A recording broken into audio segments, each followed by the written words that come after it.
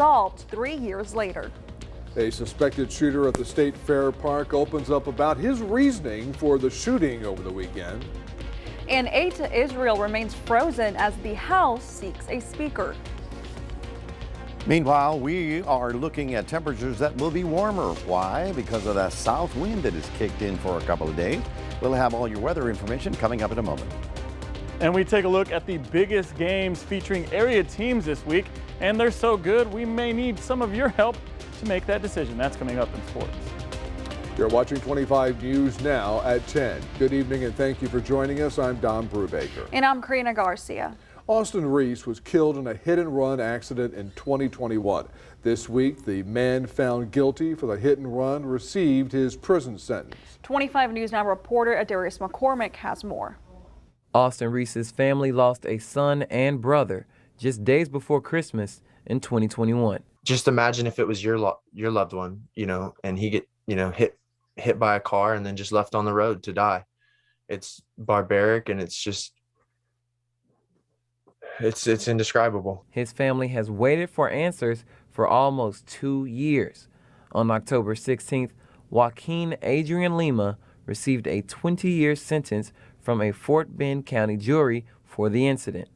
Lima struck and killed Austin Reese in his vehicle. Then he fled the scene, leaving Reese without aid. District Attorney Brian Middleton says Lima's actions were callous. We could not reach the family, but they finally received the answers they've waited for. I'm Adarius McCormick, KAVU TV, 25 News Now. The latest on the shooter at the State Fair of Texas over the weekend. Newly released court documents say the suspect, 22-year-old Cameron Turner, went up to a concession stand to buy a bottle of water. Video from the fairgrounds show a group of men approaching Turner from a distance. A man identified as Cade Kelly approached him, and after exchanging words, Turner shoots Kelly as well as two bystanders. When officers apprehended him, Turner said he felt threatened by Cade and went into survival mode. The director of security for the fair says they've revisited the fair's safety plans and made changes like new fences at the main entrance. A 79-year-old has come out on top in an eminent domain fight with a school district north of Houston. The Aldine ISD board voted Tuesday night to end negotiations on buying the man's home next to its stadium worksite.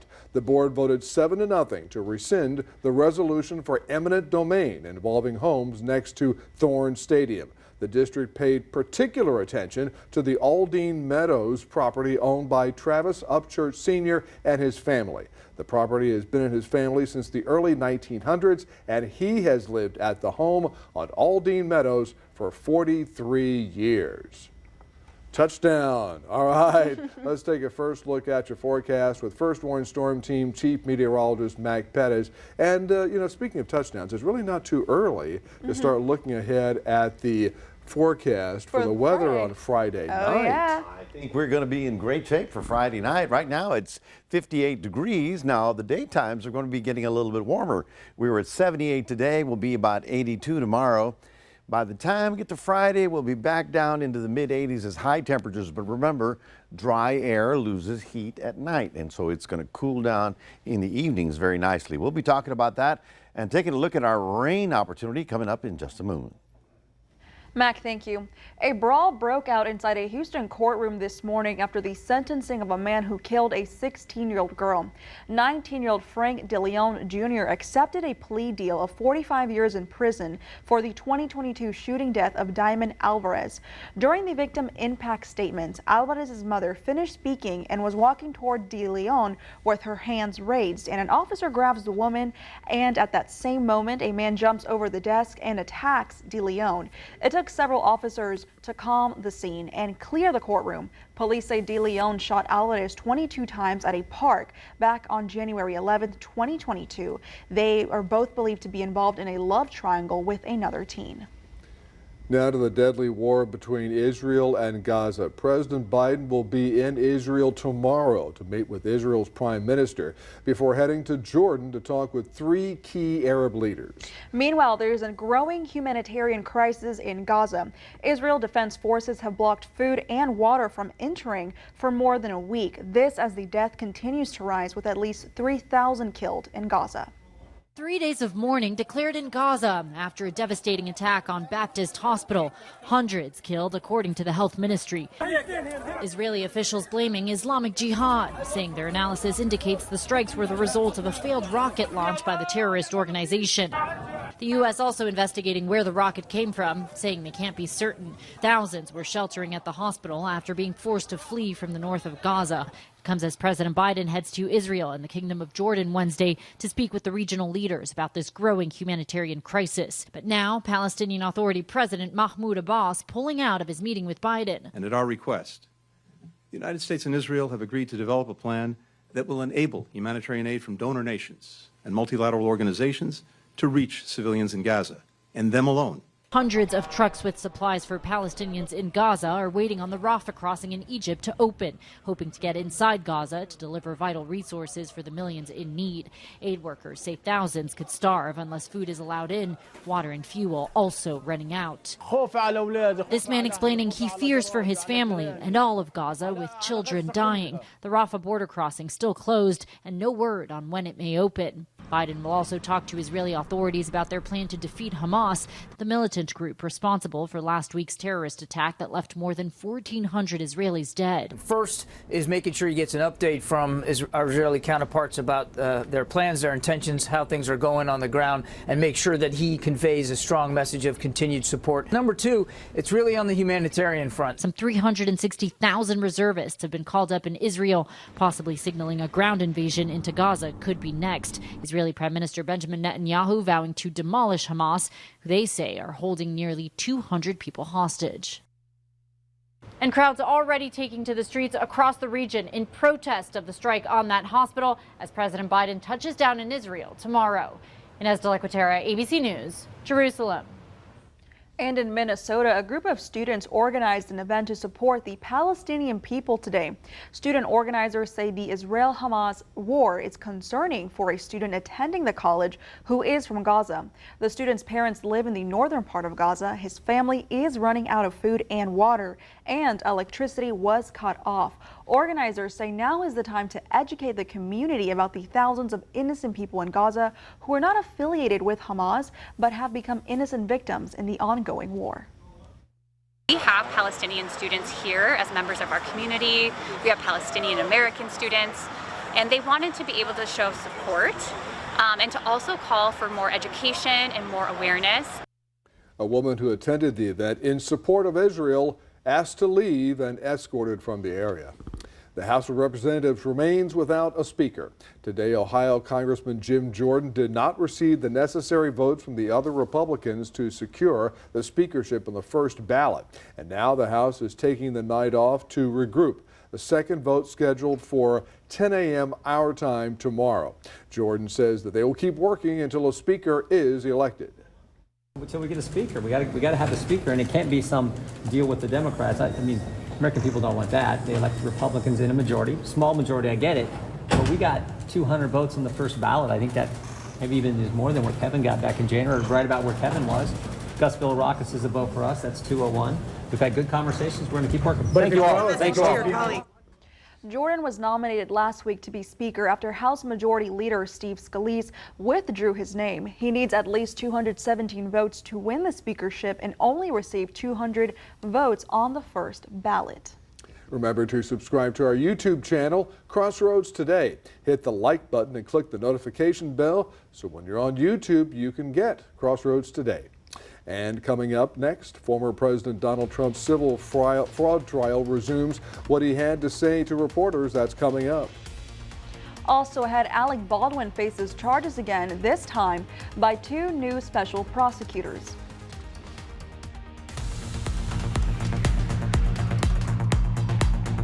Hi, I'm Detective Kelly Gibbs with the Victoria Police Department. Victoria Crime Stoppers is seeking information about burglaries of a building.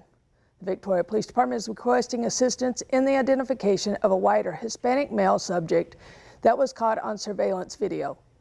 On September 28, 2023, several storage units were burglarized at a business located at the 200 block of Sam Houston Drive.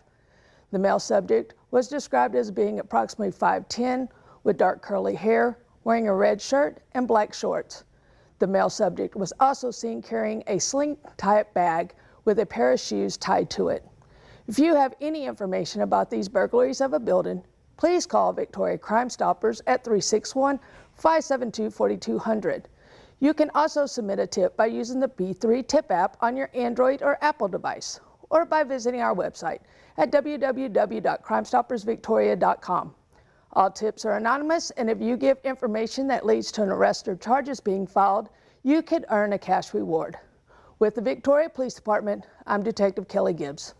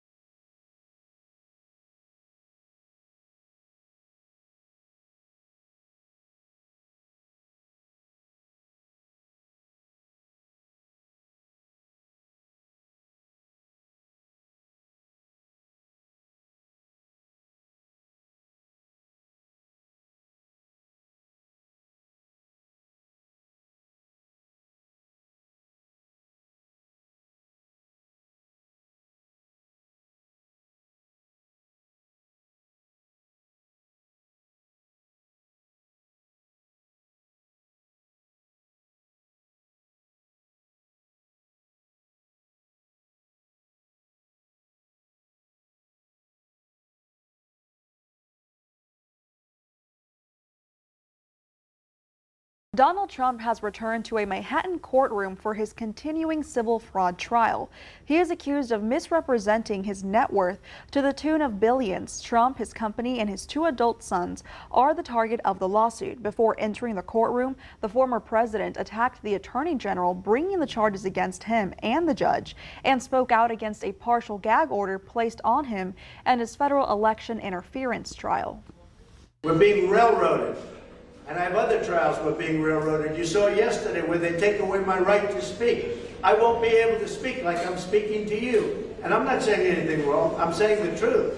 I won't be able to do this with that trial because the judge, which of course we're appealing, because the judge said basically I don't have a right to speak. Trump is under partial gag orders in multiple cases. All of those orders only prohibit him from speaking out against certain court staff and potential witnesses. 2 New Mexico-based special prosecutors looking into recharging actor Alec Baldwin with involuntary manslaughter. This in connection to the 2021 fatal shooting on a movie set by presenting evidence to a grand jury. They claim additional facts have emerged in the shooting that killed cinematographer Halyna Hutchins. Baldwin pointed a gun at Hutchins during a rehearsal when the gun discharged, killing her and wounding a director. The charge could carry up to 18 months in prison if he's convicted. So here's your viewer poll tonight. You can scan that QR code on your screen to vote. The question is, should Alec Baldwin face any charges in the 2021 movie set shooting, yes or no? According to these results, it looks like 56% stand at yes and 44% stand at no. Thank you for voting tonight.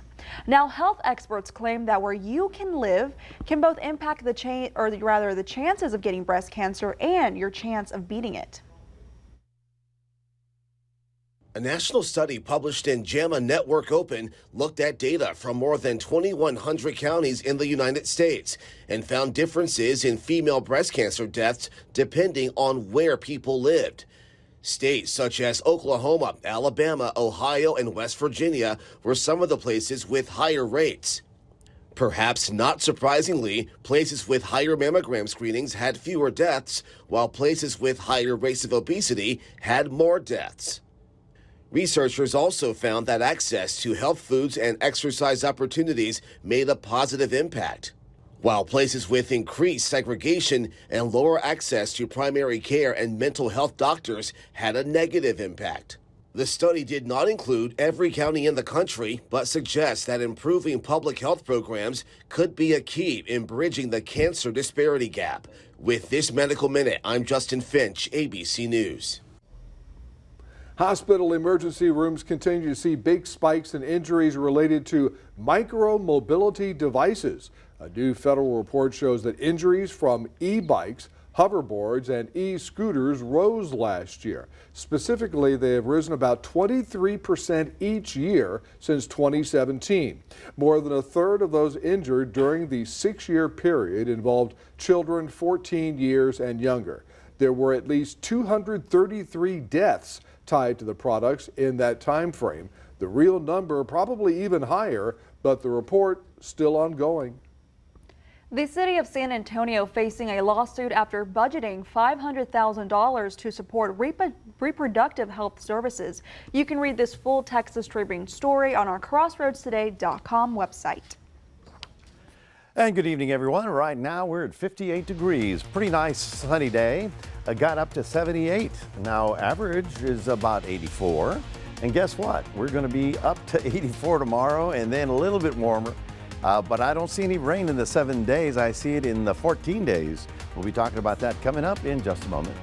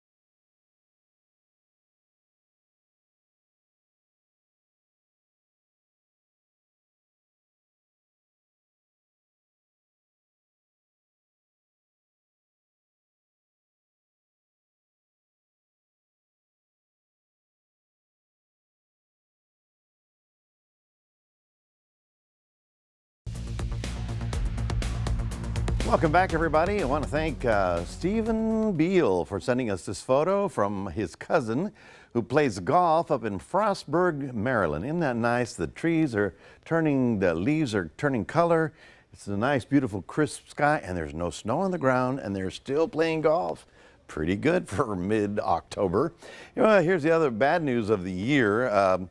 Every one of these lines is the temperature graph, okay, from January all the way to December for every year. So you'll notice that this is what they call the baseline, and that this year, the 2023, the temperature of the water in the Atlantic has been ridiculously high. And here's our problem. When that starts melting the ice off of Greenland and Antarctica and the North Pole, that ice up there is going to melt as well. And that's part of the ice melt concern that we have. And so there's a, shall we say, proof positive that the planet is warming. The water is taking most of the heat right now. This summer we took some of the heat. Next year we're going to be taking the heat again. Today we had a good looking day, lots of sunshine, but the winds turned out of the south. And as a result, we're going to start warming up for about 2 days in the short term. This is just short, weather is this long, climate is that long. All right, so this will be with us till about Thursday. And Thursday we have a little front right about here. You can see it sort of lined out. That will come in and blow us a nice north wind for about a day. But it's a very weak front, more of a dry line. It's probably going to stall right over the region and not really be much of a cold front. I'm sorry that I'm calling it. It's really a dry line, but it's not as exciting, Anyway, we, of course, watch and wait for where our next rain is coming from. First, let's talk about the temperatures tonight, down to the 40s. That looks good. Into the 30s out in West Texas. But tomorrow, we're moving up to the 80s. So it's going to be a little bit warmer, although relatively dry.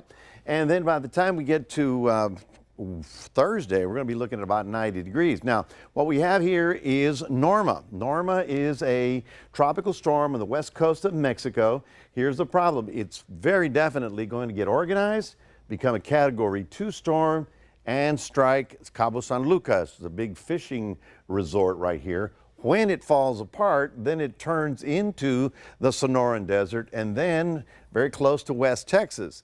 That's going to put moisture in our area from that side of the world. And then a Pacific storm comes in from the northwest, and I think they're going to have a Mardi Gras on top of Texas.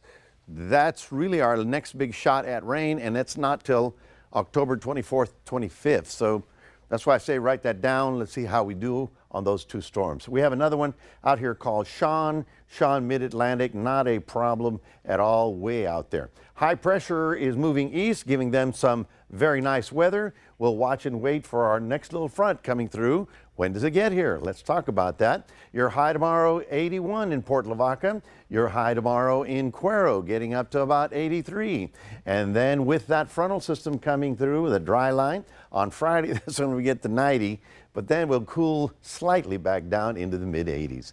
That is your 7-day forecast. Just want to remind you, we have a QR code. If you take a picture of that with your phone, you can put Crossroads Today right on your phone and we can get to you anytime.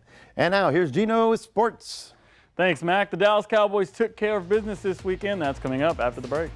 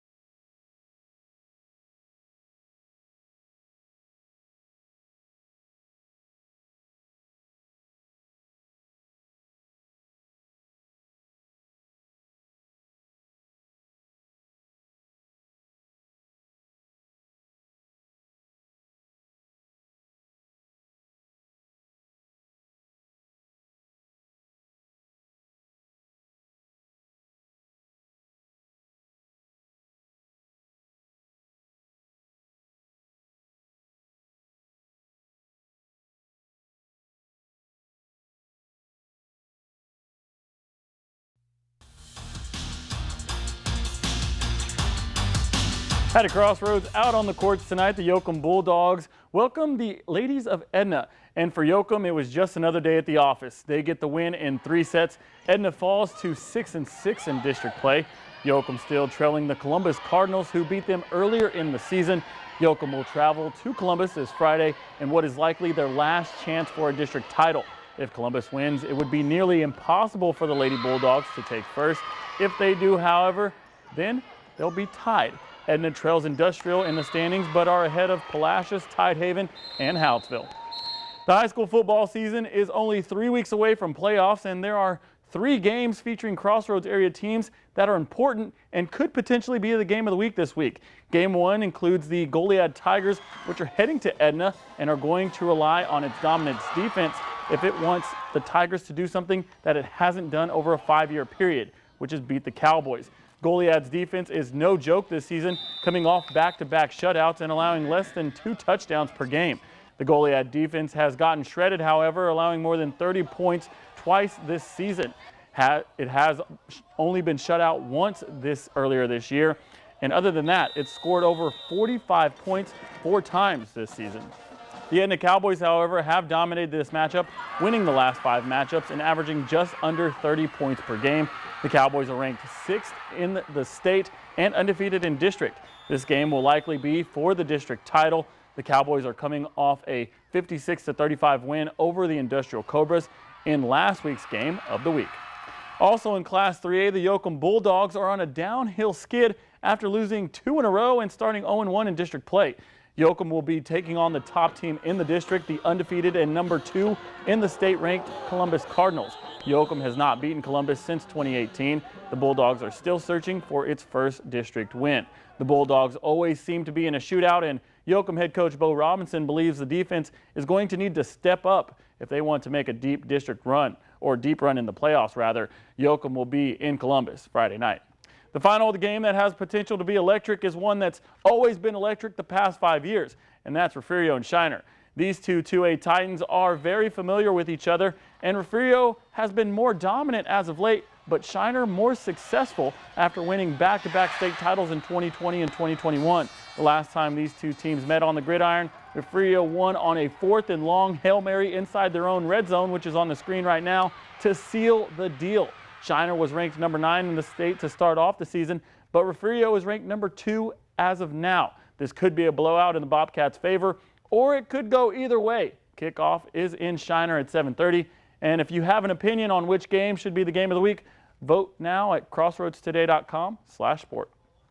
Well, things were chippy between the Dallas Cowboys and the Los Angeles Chargers last night, and the Chargers landed the first hard blow of the evening, as the Justin Herbert would connect with Keenan Allen to go up 7-0 early in the first quarter. But Dallas on a 4th and 1 choosing to go for it, and quarterback Dak Prescott reads it perfectly and goes 18 yards for the score. This was his first rushing touchdown of the season to tie the game up at 7. Dallas and LA both scored a couple of touchdowns and field goals to make it a 20-17 game with less than 2 minutes to go.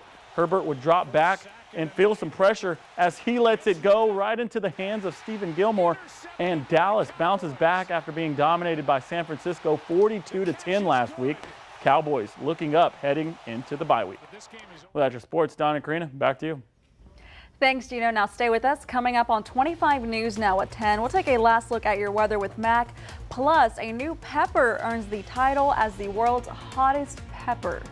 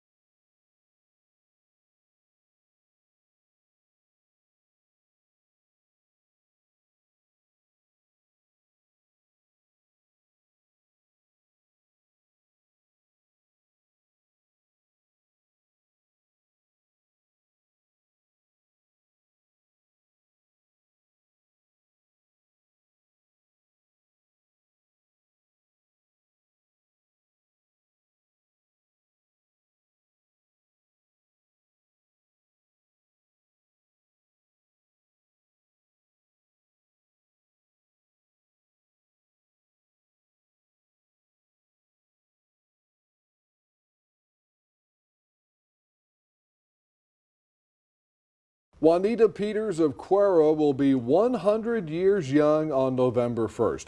Now, while some people think it's a milestone birthday, Juanita said it doesn't mean a thing to her and it's just another day. She doesn't know what keeps her going, but she said she never smoked or drank, danced every Saturday night, and talks to God every day. There you go. Very few, very, very few. I was kind of thinking about when I graduated, and I can think of only one person that's left with me in my class of graduation. Juanita says she read a book almost every day of her life. She loves to brag about her 4 children that all put themselves through college. One of her sons worked at HEB for 53 years. Our full interview with Juanita will be on our Crossroads Today YouTube page. Today, Victoria College hosted physics professor and viral video star Dr. Tatiana Erukamova. It's part of the college's Lyceum lecture series. The Texas A&M University physics instructor organizes annual physics and engineering festivals for thousands of visitors. Her recent videos have attracted more than 500 million views on social media. The event at the Victoria Fine Arts Center was free and open to the public.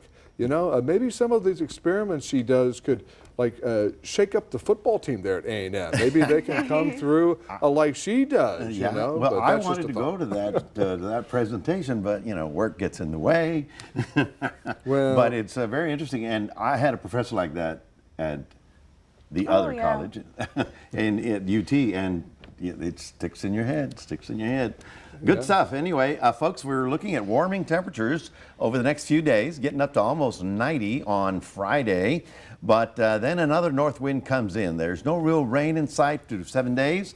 In the 14-day time period, as I mentioned earlier, there is a possibility we could get some rain coming in from the west coast and the northwest coast and the southwest coast. So it isn't coming from the Gulf.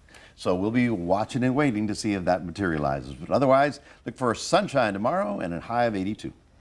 Alrighty, thank you, Mac. Now, Pepper X has just set a new Guinness World Record as the hottest chili pepper in the world. Pepper X registers an average of nearly 2.7 million heat units in lab tests at Winthrop University in Rock Hill. The previous hottest chili pepper was the Carolina Reaper, registered an average of 1.6 million heat units. The public presentation of the world record will take place at the Tennessee Hot Sauce Expo in Nashville next month. And of course, no better place than Nashville for the Hot Pepper Challenge. At a Hot Sauce Expo, too, yeah. I never thought they would have had one in Nashville. Heck yeah, that's Nashville for that. Thank you for joining us for 25 News Now at 10. Join us for 25 News Now Sunrise at 5 a.m. Good night.